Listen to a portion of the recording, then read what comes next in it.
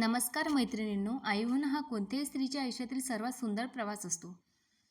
पण या काळात शरीरात होणाऱ्या हार्मोनल बदलामुळे बऱ्याचदा चेहऱ्यावर काळे डाग, पिंपल्स किंवा निस्तेजपणा येतो.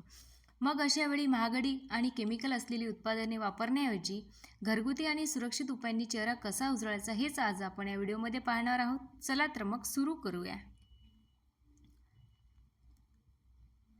गुलाब जेल चेहरा उजळवायचा असल्यास, चेहऱ्याचा रंग गोरा करायचा असेल तर तुम्ही रोज रात्री झोपण्याआधी आपल्या चेहऱ्याला गुलाब जेल लावून झोपू शकता.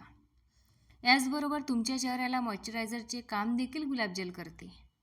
हळद व दही एकत्र करून चेहऱ्यावर लावल्यास त्याचा एक फेस मास्क बनवावा, जेणेकरून तुमचा रंग उजळण्यास मदत होईल. तुम्ही आठवड्यातून 2दा जरी चेहऱ्यावर मुलतानी मातीचा लेप लावला तरी देखील तुमचा चेहरा उजळण्यास मदत होईल. उन्हामध्ये आपला चेहरा जेवढा होऊ शकेल तेवढा झाकावा, चेहऱ्याची काळजी घ्यावी आणि त्याचबरोबर तुम्ही